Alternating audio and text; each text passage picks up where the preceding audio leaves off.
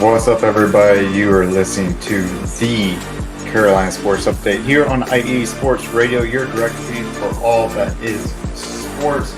We got a good little bit going on this week. I want to talk a little bit of Panthers draft stuff because I really love it.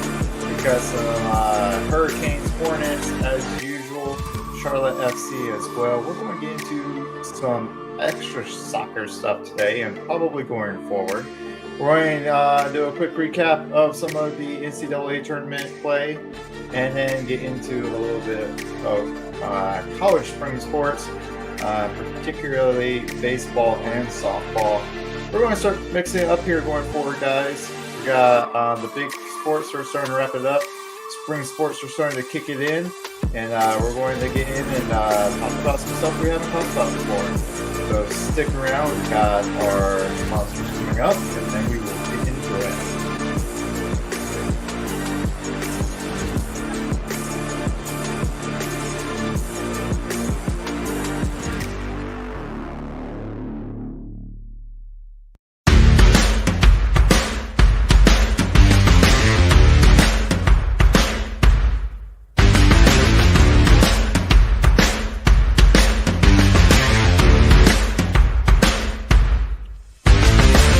IE Sports Radio fans, this show is brought to you by Planet Jerky Premium Brisket Beef Jerky. Planet Jerky is the official jerky of the 2022 California League champion Lake Elsinore Storm, single-A affiliate of the San Diego Padres. This all-brisket jerky has gluten-free options, contains no MSG, no sodium nitrate, is low in sugar, and high in protein. Go to their website at planetjerky.net and follow them on Instagram at Planet Jerky. Planet Jerky, the jerky that's on a whole other planet.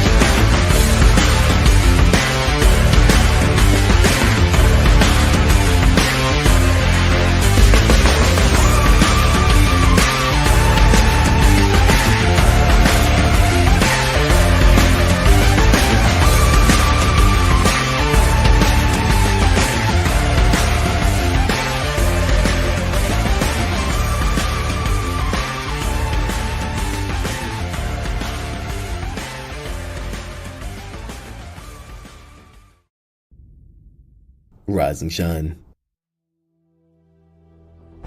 It's 4 a.m. The stars are still out. The sun is beneath the horizon, but it's time to punch in and go to work. The comfort of your warm-ups turns into the grinding out of your reps as the clinking and the clanking of the plates create a symphony of euphoria. There's no other feeling like it. Earn it, burn it, and take what's yours.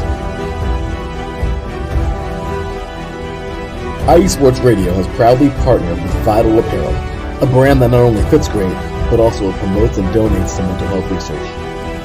Use our code IESR to get 15% off their comfortable and inspiring gym wear and help them on their amazing journey to support mental health. Go hard, take part in your iron therapy, and be strong. Because when your mental health is as strong as you are, there's no telling how far you'll go.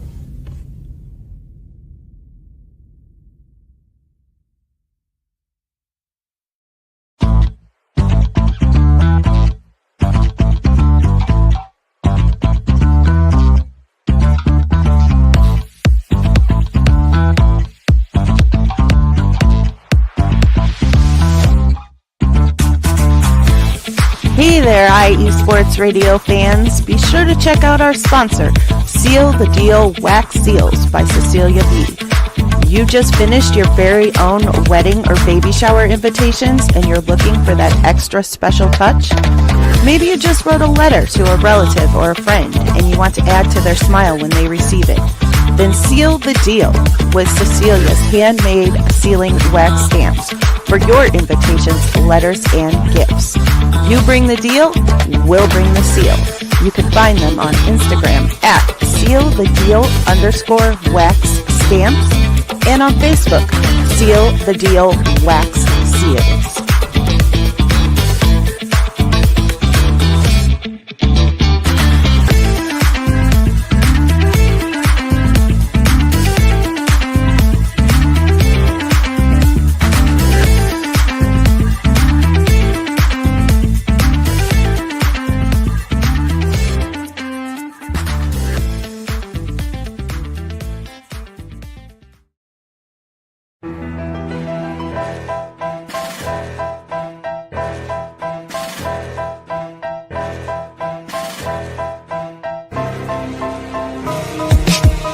For the last 10 years, IE Sports Radio has been bringing you amazing content ranging from interviewing legendary athletes, coaches, and other authorized media personnel to building tailor-made shows dedicated to all major sports cities around the country. Make sure to follow us at IE Sports Radio on X, Instagram, Facebook, TikTok, and YouTube to keep up with the latest in sports and with all of our shows. Also, make sure to check out our daily updated website at iesportsradio.com. At iesportsradio.com, you can see our daily show schedule and check out all of our show pages with personal bios to learn a little bit more about each of our awesome hosts. In addition to our show pages, you can catch the iSports Radio blog, Hall of Fame, Fans of the Month page, and our merchandise shop, including t-shirts, tank tops, caps, long sleeves, hoodies, and more. For now over a decade here at IE Sports Radio, we've continued to be by the fans, for the fans, and we thank you all for your support and for making IE Sports Radio your direct feed for all that is sports.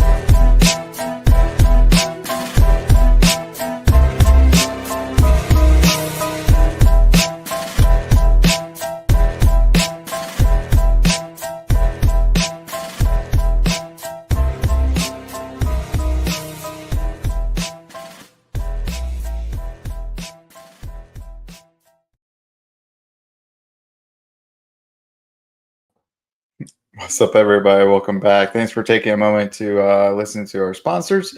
We really appreciate them and everything they do, and we really enjoy those products. Talked before about Vital Apparel and what their efforts mean to me. I think it's a great thing that they've got going on there. And then while you're, working it out there in the gym with your new gear, don't forget to fuel up before and after. Check out our newest sponsor, Raw Nutrition Supplements, at getrawnutrition.com. You can use promo code IESR for 10% off and get all your supplement needs there. They've got some really good stuff as well. And then if you're, still killing time there on the interwebs, you can always check out our supporters club. Go over to Spreaker, look us up, find the Carolina Sports Update, and hit us up with some support. Drop us a few dollars there, and I would be more than happy to see that come across my checking account. All right, guys, let's get into this and start talking a little bit about some of the stuff we got going on. So Panthers, not a whole lot actually going on, but today, March 31st, tomorrow, April Fool's Day, going into April, and that means it is officially draft month. The next couple of weeks leading up to the draft, I want to start talking through different, draft ideas, draft strategies, draft scenarios. I'm going to try to keep it quick. I won't get into it too deep because we could spend probably the entire hour talking about this. I like mock draft Mondays, so I think use this platform to do a quick run through some of my thoughts on some where the Panthers could go. Some of the players I've been actually had some time to take a look at and talk about that. So let's jump into it. Unfortunately, I'm not going to throw up a graphic, but I run a lot of my mocks here through PFF, Pro Football Focus. They've got a really good simulator there. I think for free, you could do 3 rounds. You could do one a day. If you do their subscription, you can get even more into it, throw around some trades and stuff like that, and really go at it and get after it. So just a quick recap. We're with the Panthers. We are sitting round 1, pick number 8. We don't have our own round 2 pick, but we do have pick 57 in that round that we got from the Rams last year in the draft when they traded up. And then from there, it's a mixed bag of some of what we have. But we end up with 3, 4, 5, 6, 7, 8, 9 picks this year, which is pretty good number of selections to use here. A lot better than what we had last year. And starting to come out, I think this is last year. I mentioned that round 2 pick we don't have. Chicago has that. We gave it up in the trade to go up to number 1 and get Bryce Young. So now sitting here at number 8, there's a lot of different ways we can go. I think this time I want to talk mostly about some of the defense stuff. I think that's where a lot of people see the Panthers leaning. Um, Fans, pundits alike kind of think this is much like the free agency period will be a defensive focused draft. We saw pretty much the exact opposite, but same thing last year, where free agency went after, built up the line, and then used the majority of the picks, but not all, on offensive weapons to create for Bryce Young. And while I think there are still definitely some needs on the offensive side, and we'll get into that a lot more probably next week. I think it is going to be a pretty defensive heavy draft for the Panthers. So just a quick run through of what I want to do with this draft. Ran it last night and for today. So round one, pick 8. I did no trades in this draft. Again, I think that will probably be something I look at maybe after I do kind of a little bit more of an offensive take on the draft, what kind of different options there are for trading. Just real quick, I think probably the best case scenario, even though they have 9 picks, I think one of the best case scenarios for the Panthers is to trade back out of that number 8 pick into the mid teens and hopefully pick up an additional second round pick because there's a lot of quality players in this draft. I think there's a pretty strong opinion out there that as far as elite blue chip type prospects go, there's a pretty quick drop off. Not outside the first 6 picks, 6 to 8 picks, depending on how you look at it. That kind of like elite top tier blue chip drops off. And then after that, you've got some very good, starting caliber quality players coming in. And then that tier really extends down a lot deeper than we've seen in the past. Have those kind of mid to late round and particularly late round, first round picks extending all the way into, guys who maybe traditionally you would have taken in late in the first, around the 20s, will end up dropping into the mid and lower second round. So keep trying to pick up and get some extra picks there in the second round to get some quality, potentially good starting players, I think is probably in their best interest. But of course, that's going to take, 2 teams to get that done. So they're going not only have to have that desire, they're going to have somebody willing to play ball with them and get that done. But this one, like I said, no trades, just straight up picks. Round 1, pick 8. I went with, I know that's going to upset a lot of people, Mykel Williams. I know a lot of people are kind of down on him for his production. Last 3 years, 5, 5, and 6 sacks. Not the biggest producer, but I watched his tape. And I really like the way he plays. He is aggressive. He is always on fire. He's violent in his finish. As he comes in and gets ready to make that tackle, he strikes hard. I watched a lot of plays where he hits the running back and knocks the guy back. And not very many plays where he wraps the running back up and then they fall forward together. But he hits and he knocks the guy back or he stops him in his tracks. And that's what I'm really looking for, especially in run defense. While he's, people question his pass rush, his run defense is really good. I also like the way how as he plays the line and he is looking to get into the backfield, his eyes remain, his head remains up, his eyes remain up, and he is always getting in the backfield and always looking to see where the play is going, where the ball is going. There have been other players in this draft that I've taken a quick look at.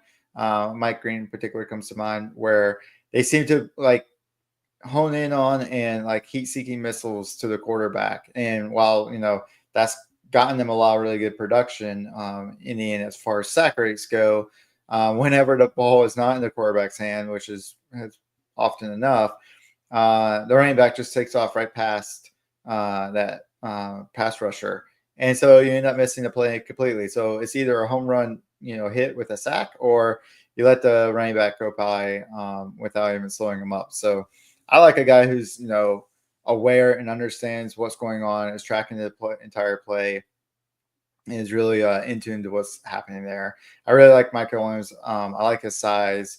I think he'd be moved around a lot. I think Navarro's defense, he can be used in a lot of different places. I think, when it kind of comes to that sack discussion, I think Evero's defense is going to be more of a pass rush by committee type of situation where you don't have that like one standout sack rush or sack generator where you end up with a guy who's into the teens every season, but you're going to end up with a large complement of guys getting rotated through and maybe getting 5, 6, 8 sacks each, but you get a larger contingent of those guys who are doing that. And so as a team, able to kind of build on that and get their sack numbers up.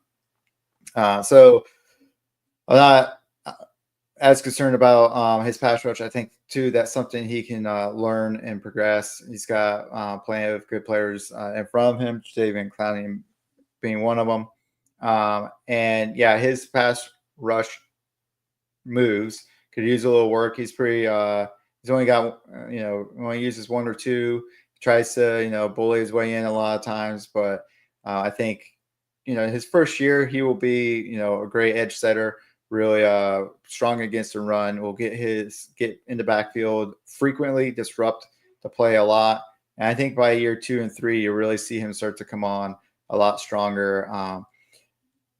And then to be honest, I know a lot of people, some people favor guys like Jalen Walker. Would not be upset with that either. I think he'd be a really good addition. I'm a little concerned about the arm length and weight, but obviously he's played against really good competition at SEC and performed well there. So fine with that as well. Shamar Stewart, beast. His production definitely not there over his couple of years, but still, if you just look at his size and build and how he plays, again, a player that could probably be developed pretty well. And I think James Pierce Jr., another guy a lot of people are kind of high on. I think also a Charlotte native. So it'll be great, interesting for him to come back. Some pretty good production in Tennessee, despite being rotated out frequently. Or Tennessee, almost kind of what I was talking about a minute ago with, I think, Evero's defense, kind of a pass rush and sack accumulation by committee. So maybe James Pierce Jr. Fits into that mold really well as too. So any one of those guys, I think, would be a great addition here at number 8. I know we brought in edge defender, linebacker Patrick Johnson earlier, but I still think there's some room to build on the edge front. For narrow round 2, pick 57, I went with Omar Norman a lot. Guy's just a huge beast inside, can really disrupt and break down the line, get into the backfield, really disrupt the play there. And kind of, my take is, you get that quarterback flushed out of that pocket and into the open arms of your edge defenders, and that can help out a lot, go a long ways there. Again, I know we invested in the defensive line here in free agency, but bringing in a guy who can continue to build that line, continue to make it a strength. You look at Philadelphia, and that's exactly what they did. Yeah, they had their strength, in particular with the defense, and they continued to build on it. And now you got guys, you're just starting to rotate them out and rotate them through, and they're just pounding away at the offensive line, and the defense is staying pretty fresh, and they are hitting it hard every single rep. And I really like having that going forward. Round 3 at 74, like I said, I didn't completely neglect the offense in this draft. I went with Jalen Knoll, Iowa State, 5'11", 190-pound dude, pretty stacked guy. Pretty, like, not the fastest guy, but has some really good speed. He's very quick. And I think can play, either outside or even definitely move in to the slot. You pair him up with Coker and Leggett, especially with, I know Thielen's coming back, but Dylan's not going to be around for that much longer. So you bring Noel in, and you start building a wide receiver room for the post-Thielen era, and get Bryce in rhythm with these guys now. And I think he could end up being a really good player for the Panthers, and kind of help supplement that wide receiver room. At pick 111 in round 4, I went back to edge. Oluwafemi Oladejo. I think I got the Oladejo a lot better off than I did his first name. Another edge. Like I said, you got a strength. Keep building on that strength. Just make that defensive line dominant, and go from that whole worst to first and get that thing built up and ready to go. Our offensive line last year went from one of the worst to one of the best. I think bottom 5 to top 10. So do the same thing with defense and just really build that line up. And like I said, then get to the point where you just start rotating and you're just pounding away on the offensive line and, rushing, just chasing after the quarterback on every play. I think you could do a lot of damage with a guy like Oladejo out of UCLA. And then 3 picks later at 114, I went with Kobe Bryant, the cornerback out of Kansas.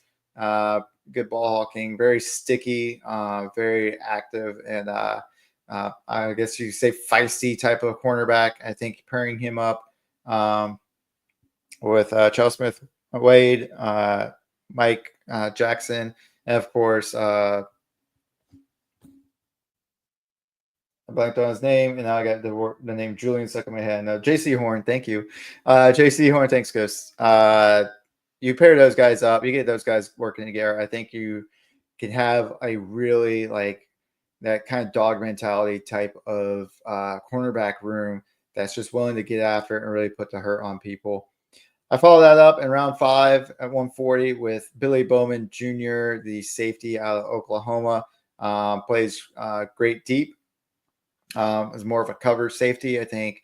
Pair him off against Morig, who we just signed in free agency, who plays decent coverage, but really I think his bread and butter is more in the run game.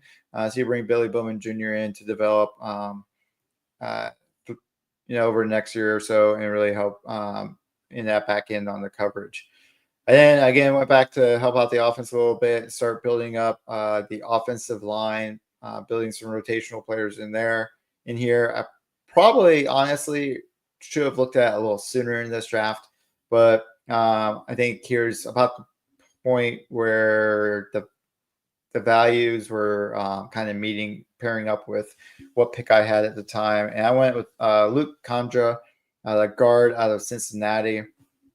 I looked at his stats. I think he gave up 0 sacks last year, and played a couple seasons there at Cincinnati.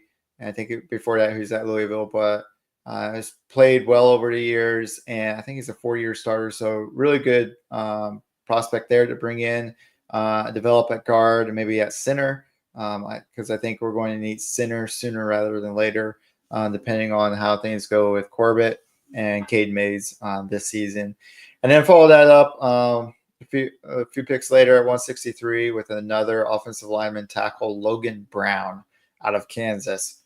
Bringing that guy in again, develop him. He played right tackle. Again, a guy who gave up very few sacks over his tenure there at Kansas. And you get him, start developing him and get him his reps behind Taylor Moton. And because, again, Moton's been a fantastic player for the Panthers. He's probably got a few more seasons left in him. But there's going to come a time when he won't. And we're going to really wish we had started training up and prepping a right tackle behind him. I think Logan Brown could be that kind of tackle. And finally, last pick of the draft for the Panthers, 230. We're way down there now, so we're trying to get some good special team and maybe somebody who can come in here now and then. Malachi Moore, safety of Alabama. Again, just somebody to provide some more depth at safety. As I mentioned before, lost 4 safeties to free agency initially.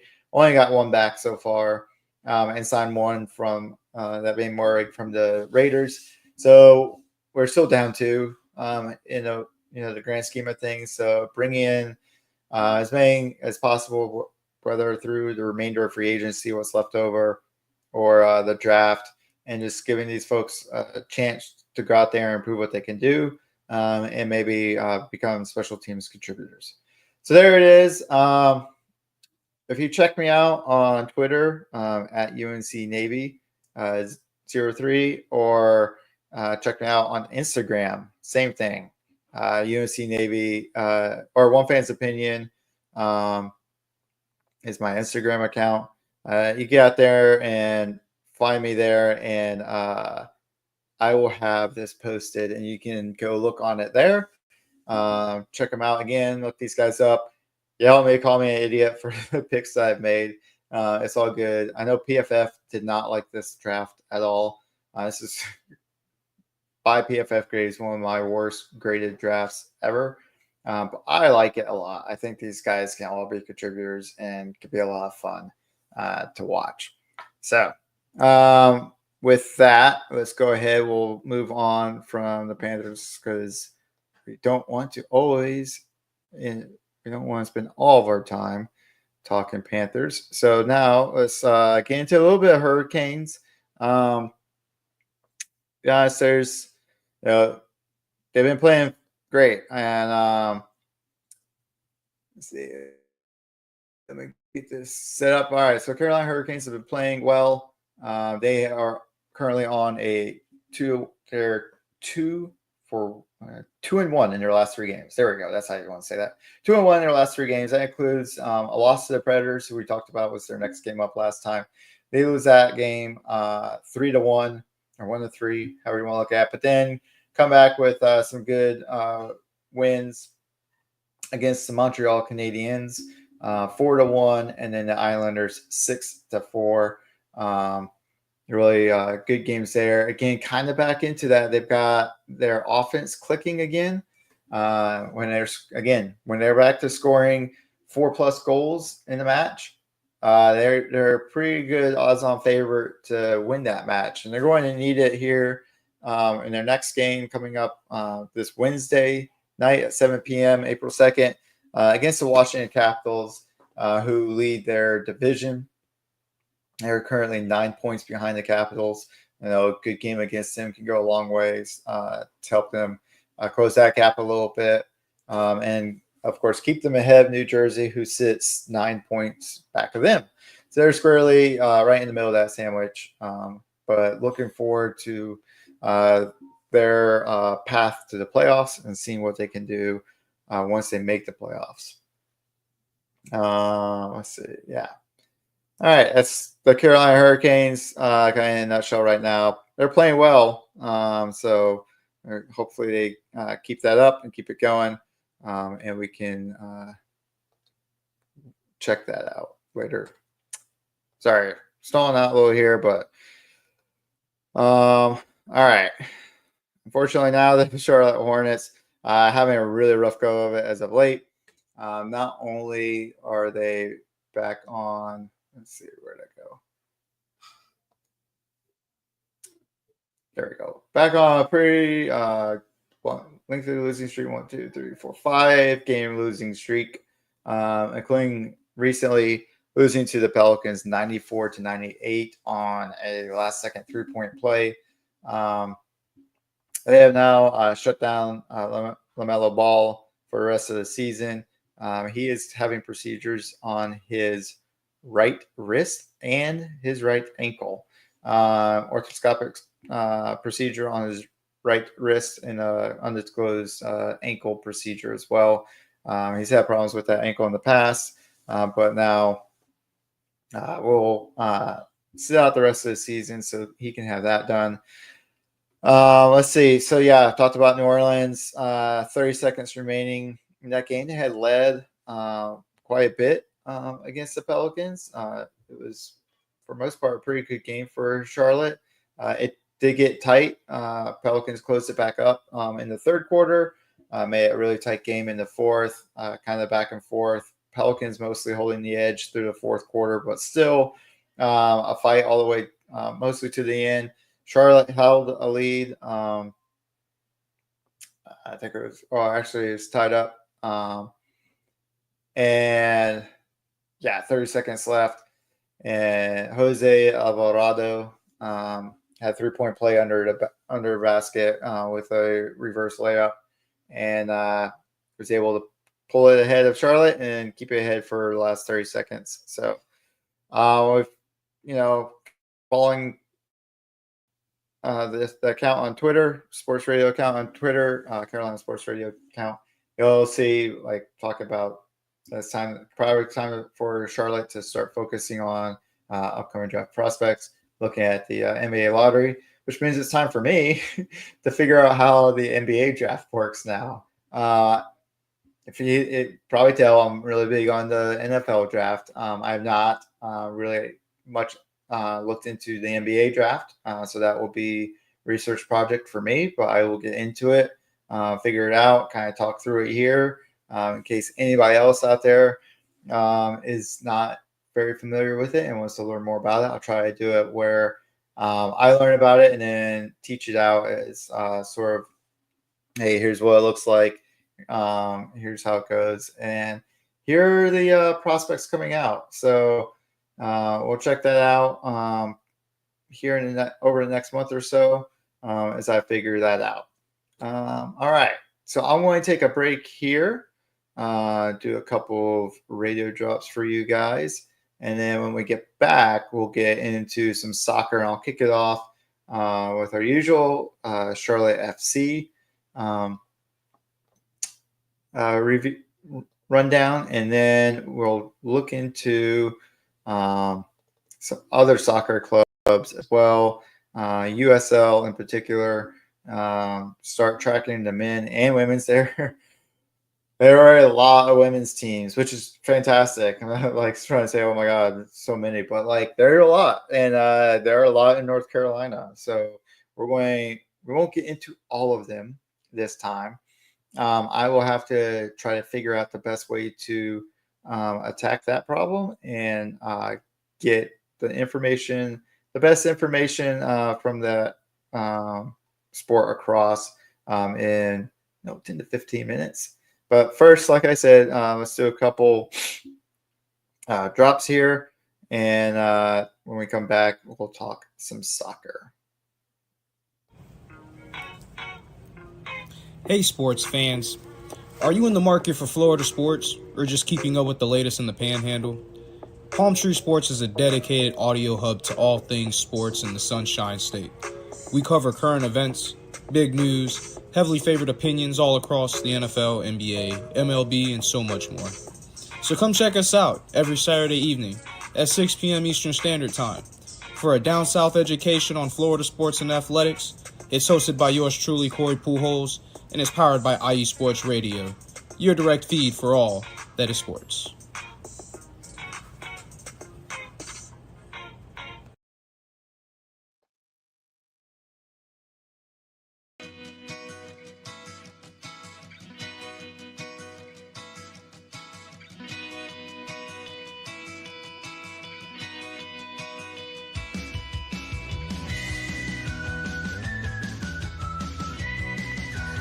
Cleveland and Columbus sports fans, I've got the show for you. I'm Jen B, host of the Show of the Land right here on IE Sports Radio, your direct feed for all that is sports. You want football?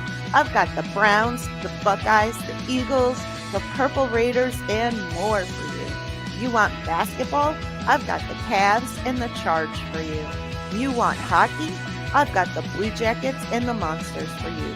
You want football, aka soccer? I've got the Crew and the Crunch for you. You want volleyball? I'm going to unleash the fury for you. You want more Cleveland and Columbus sports? I've got them all for you, from the majors to the minors to the college rinks. Catch me, Jen B, every week on the Show of the Land right here on IE Sports Radio, your direct feed for all that is sport.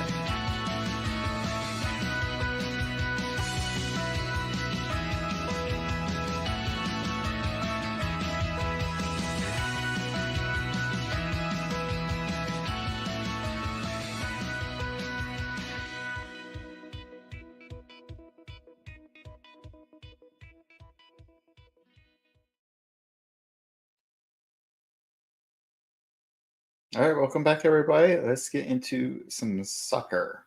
All right, so like I said, we'll start off with talking about Charlotte FC and the Crown.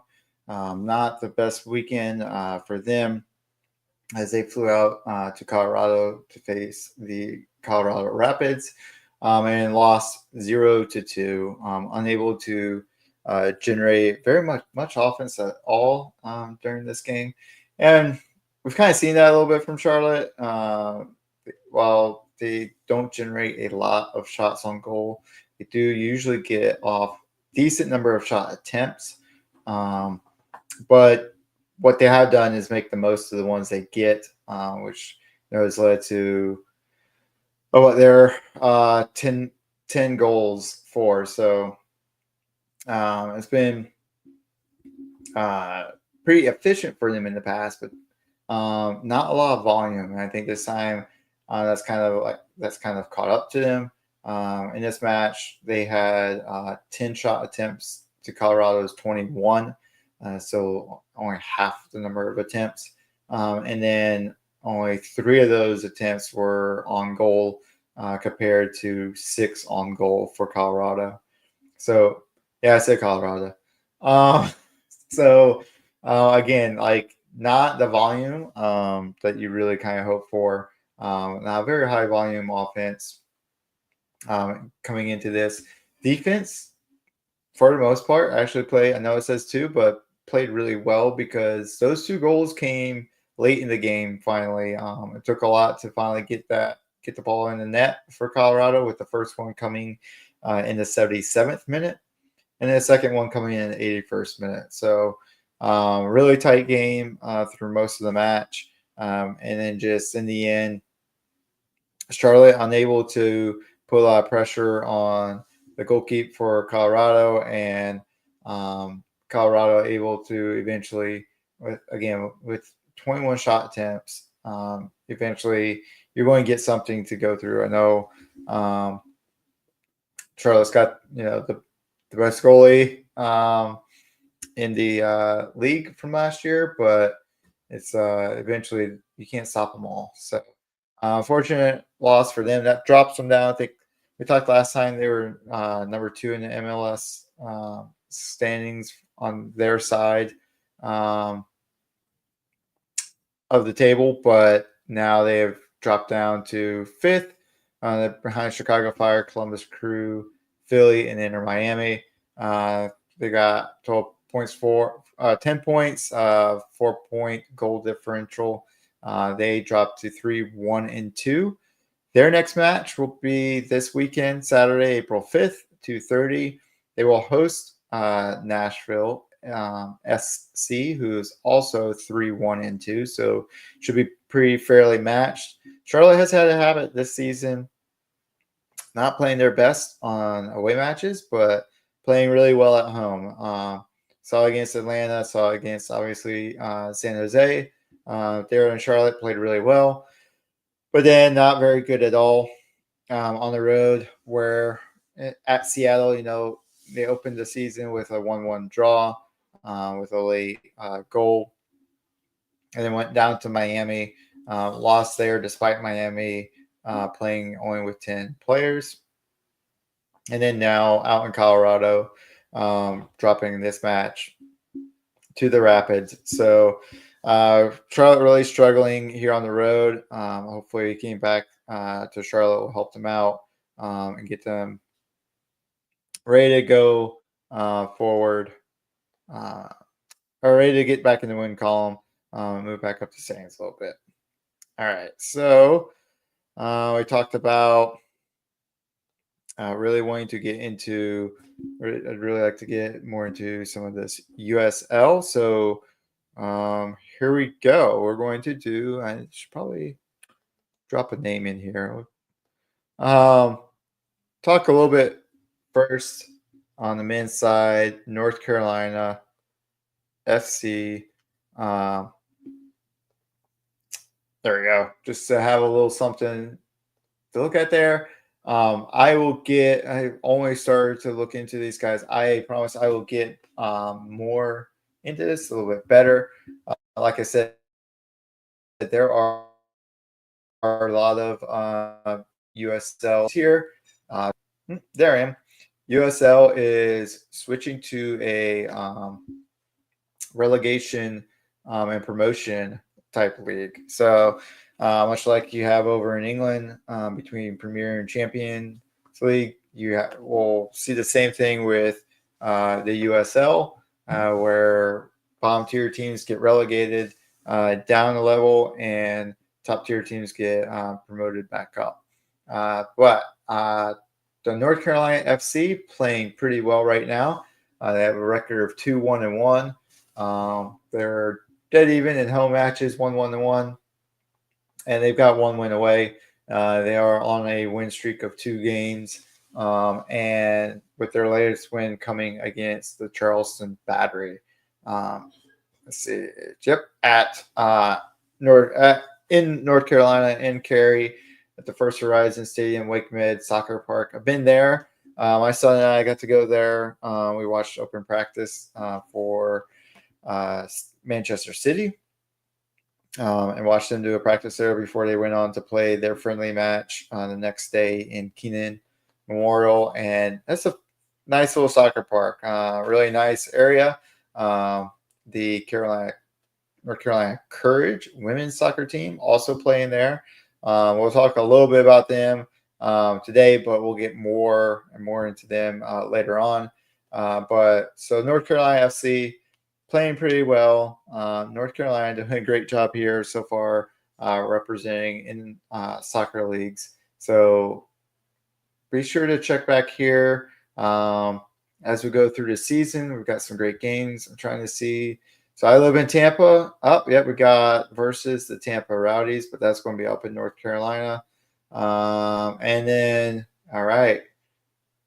North Carolina will visit the Rowdies in September. So that's a game I get to look forward to. So I got a nice long season here all the way through October. We will be following them. I will get better about tracking their games and doing some recaps, talking storylines.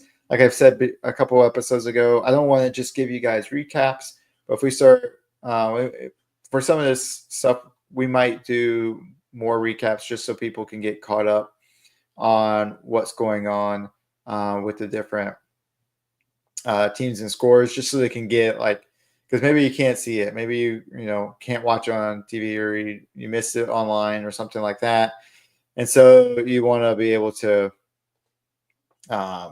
get a quick recap of what happened score wise, and I will hopefully be able to provide you with that going forward. So, and then we'll introduce the let's see, North Carolina. There we go. On the fly, here we go. We'll talk a little bit. There. Thanks. North Carolina FC. So we'll get into more and more women's clubs as well. The Ascent being one of them. They are based just north of Charlotte. But like I mentioned before, there's also the Courage. They are up in Raleigh as well. Raleigh, Cary, however you want to look at it, that whole mess in the triangle. Oh, shoot, that's not what I wanted to do. We've also got the Charlotte Eagles, the North Carolina Fusion, South Carolina United, Wake FC. Who else? Asheville City, Greenville Liberty. So it goes on and on. Like I said, there are a lot of women's teams. Those were, I think I will, again, be better about bringing more of these teams in and figuring out all of them. But this may come down to a lot more of just the recap, quick score highlights. I'll throw a banner going along the bottom to show what the scores are, and we'll talk through some of the better matches and some of the highlights coming out of this. But I mean, there's a lot going on, so we'll have a pretty good amount to talk about, especially over the summer. I will also, I don't have it ready to throw up here. Charlotte Knights opened their baseball season as well, talking spring and summer sports. The Charlotte Knights opened their baseball season this weekend with a sweep. And so that's something else I'll start getting into and talking a lot more about. As I mentioned, I'm down here in Tampa right now, stationed here in the military. Goal is to here one day end up back in North Carolina, maybe closer to my hometown, right around my hometown, which is towards the north of Raleigh. Also, might end up down near Charlotte. So finding out about these teams, learning who they are, and getting to follow them and cheer them on from down here in Florida is a great way to get prepped up and ready to go for when I head back up north one day, eventually. All right, we got a comment. That's not helpful. Thanks. I think I got botted. All right, so I'm going to take another quick break here for a drop, and then we'll get into some college sport. Oh no, I'm not going to. One last thing, I almost went right over. Let's see here. I will do another quick drop for text. Let's do this. Sorry to do this to you on the fly.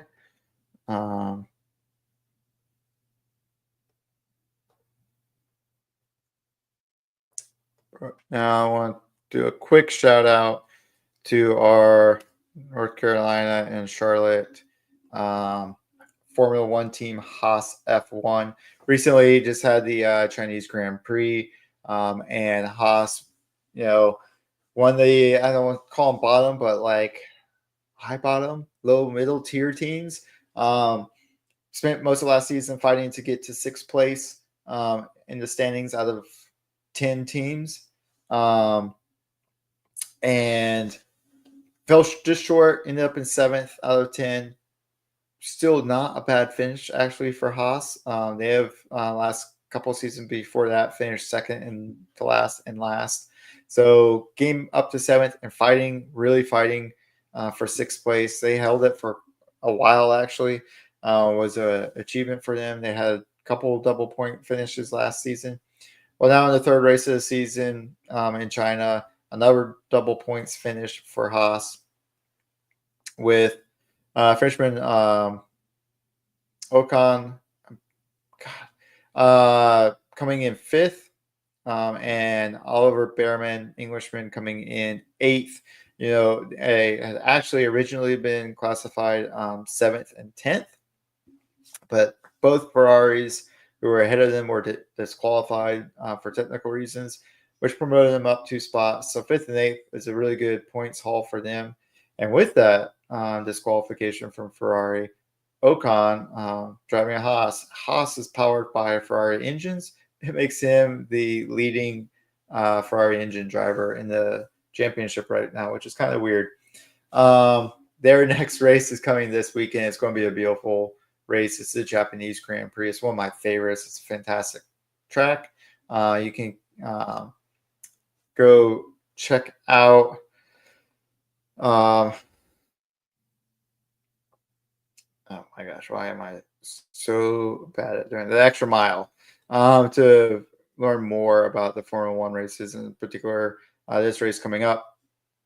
I'll probably cover it, but it's a great race, beautiful setting.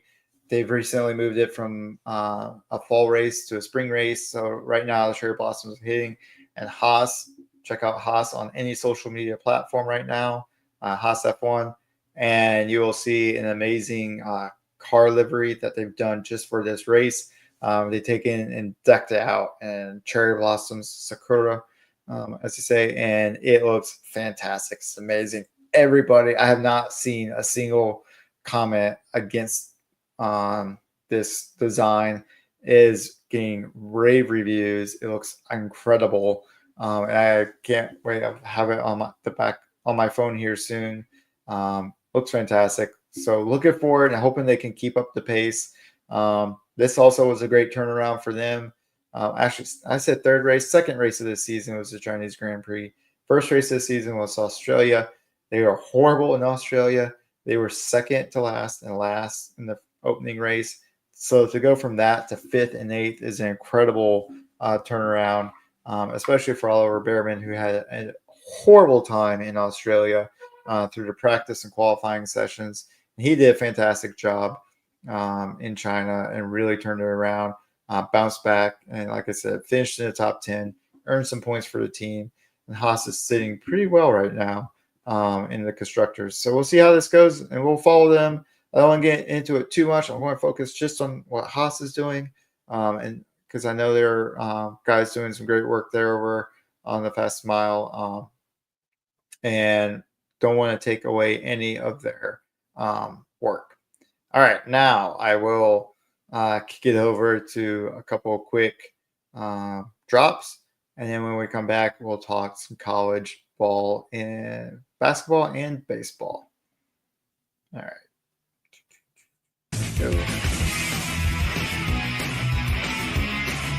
Hello, everyone. My name is Daryl Kinsey Jr., and I'm welcoming you to take another lap with the fastest show on IE Sports Radio. Yes, this is the Extra Mile with me and my co-hosts Christopher Lehman and Michael Ward. We talk everything racing from NASCAR to IndyCar to Formula One to limited hydroplanes, endurance racing, the NHRA, and more.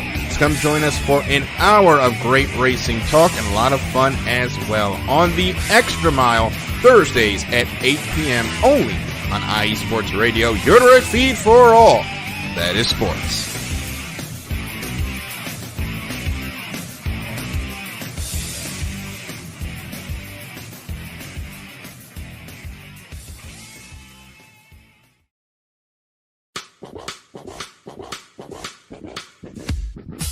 Hello, sports fans. It's me, your boy Larry B, and I want to walk you through the world of sports. No, not just the mainstream major TV deal type sports, although those are important too.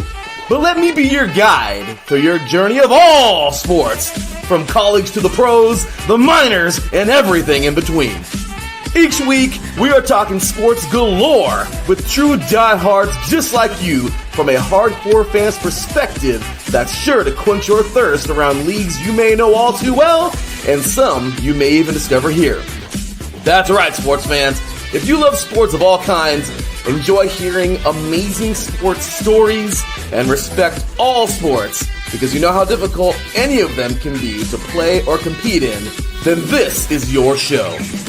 Join me, your boy Larry B, on the defining moment each week here on IE Sports Radio, your direct feed for all that is sports, and let the sports come to you.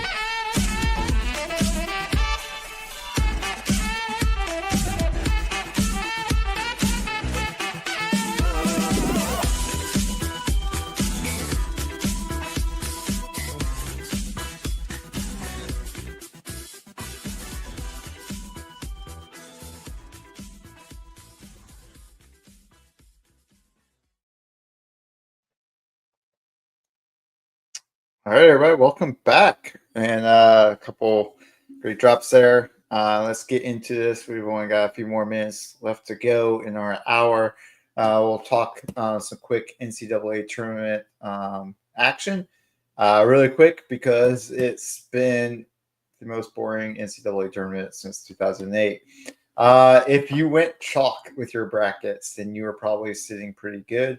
I didn't go completely chalk. But I did have 3 1 seeds and a 2 seed in my final 4. So I didn't go with a lot of upsets this year. If you're one of those people who like chaos and like Cinderella stories, this was not your year for it. The top teams have dominated, and for the most part, actually dominated pretty well in a lot of situations. In particular, Duke, who I love, love to see them rip through the tournament the way they have, if you're a Duke fan. And with their only real challenge kind of coming against their number 4 seed, Arizona.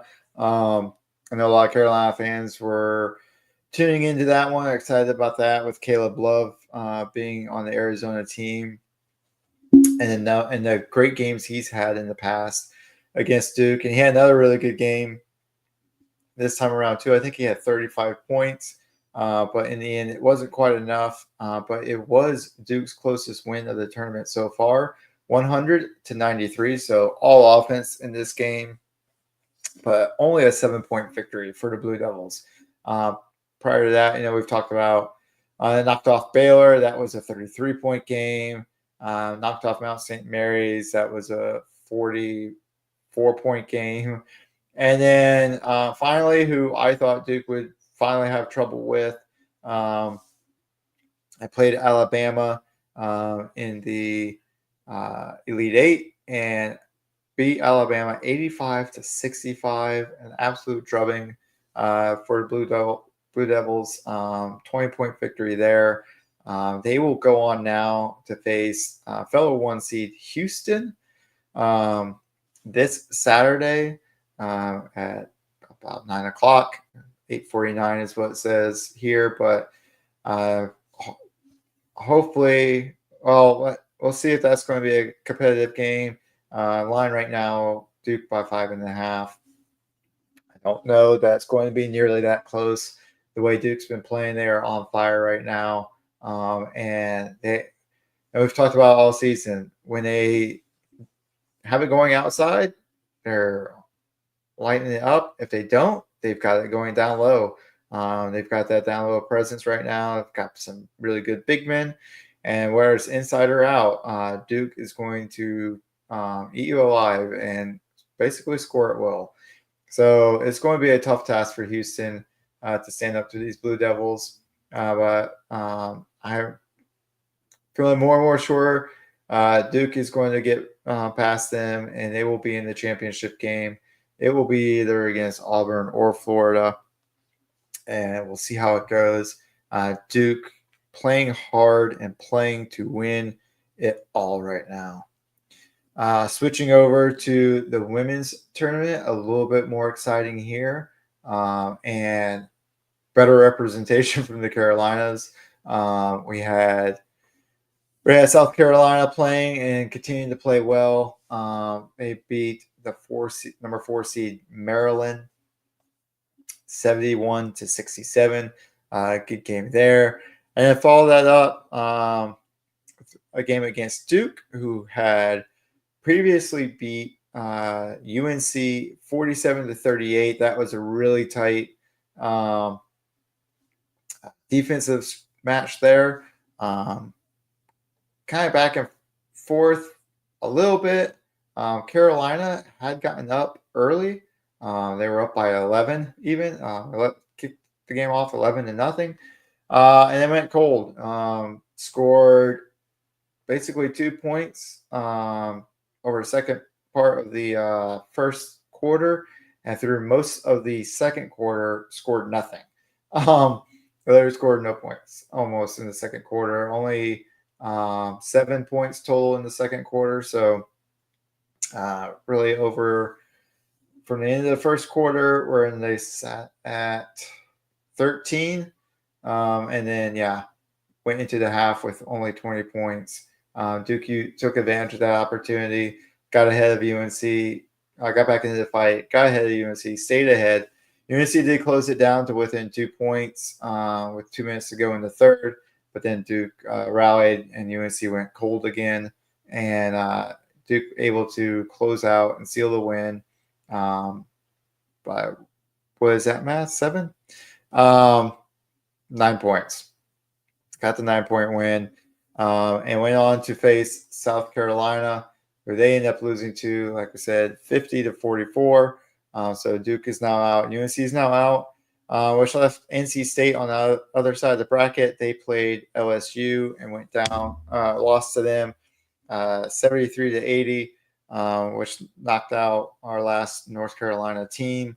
And we now cheer on the South Carolina Gamecocks, probably favored to win this thing. So still waiting to see, tonight, who will come out between USC and UConn, Texas and TCU. The winner of Texas TCU will play South Carolina. And then South Carolina, hopefully on into the championship game from there. All right. Final wrap up for this evening. Thanks for sticking with me, guys. This is a lot of Carolina sports to try to cover in 1 hour, but I'm going to do my best to get it done. And let's see here. Do that. Go there. All right, let's talk a little bit of baseball. We talked earlier about the Charlotte Knights, so I won't talk about them anymore. We do have some college baseball to talk about. I won't get into a lot of the scores or series, but I do want to get into this stuff later on. Once the NCAA tournament's over, we've moved on from basketball. We'll get into and hit baseball a lot more. And I hope to start being able to give like recap shout outs to some of the lacrosse and field hockey teams because they are playing right now as well and doing a lot of really good things. UNC women's lacrosse just beat Notre Dame. So pretty good match for them there. But in baseball, have Clemson is still sitting at number 6. They are 26-5 overall, 6-3 in the ACC. Playing really well. Had a 2-1 series win over Georgia Tech, so continue to improve upon the ACC record. So Clemson playing well, staying in the top 10 rankings. So a lot of good stuff going on for them there. So I don't want to get too carried away. After that, you have North Carolina has moved up. They were where was I? They were 21st. They are now up to 19th. They've had a pretty good go of it in the ACC the last few games, taking Boston College 2-1, and then Miami 2-1 as well. With South Carolina thrown in there, played them in Charlotte at Truist Field where the Charlotte Knights play. Beat them 13-8. So another W in there for their overall record. They now are 21-7 and 6-6 in the ACC. So have crawled back from having a losing record in the ACC to being dead even. So it's good news for them. They move up 2 spaces, like I said, to number 19. They got Gardner Webb coming up on a single game, and then they play a 3-game series against Duke. So that'll be in Chapel Hill as well. So looking forward to that series. Hope it goes well for the Tar Heels personally. But it will be a good series nonetheless. Good, old-fashioned ACC rivalry going on there. Unfortunately, next up, Wake Forest having a tough go of it here. They've dropped from number 16 out of the rankings after a series loss to Clemson 1-2. They did win against Elon thrown in on Tuesday, but then a 3-game sweep, losing sweep, swept by Virginia Tech. Hey, how's that for clarity? 0 games to 3. So in Winston-Salem. So rough losses there for Wake Forest. Drop them out of the top 25. But they are still 20-9 overall and 7-5 in the ACC. So all that loss, I still got some possibility to make some moves and get back into it. Because speaking of getting back into it, let's see if I can find sooner rather than later. Moving back into the top 25. Yep, is Coastal Carolina. They've gone from unranked to take over UNC spot at number 21. And they are now 20-8 overall, 6-3 in the Sun Belt. They did it on the back of a 2-1 series win against Texas State and picking off Clemson with an 8-2 win last week. So Coastal Carolina not giving up, and they are back in it now as well. And finally, let's wrap it up real quick with a little bit of softball. A lot of fun stuff here. Hopefully I can look up and start following along with some of the ACC stuff a little bit better than I have. But you've got South Carolina. They remain at number 10 as before. Duke has gone from number 13 down to 18. And Clemson now moving up from unranked to now ranked at number 23. So some good stuff, some fun stuff going on the softball side as well. Like I said, I really do hope. I didn't even switch that over. I really do hope to get into this a little bit more going forward. Be able to actually talk through some of these games. We've got a lot of stuff going on. Just when you think, stuff is going to calm down, things are going to. That's not what. So that's going to calm down. You're maybe not going to have the sports that were hoping to get. Right, there we go. All right. Get things to start calming down. You had been.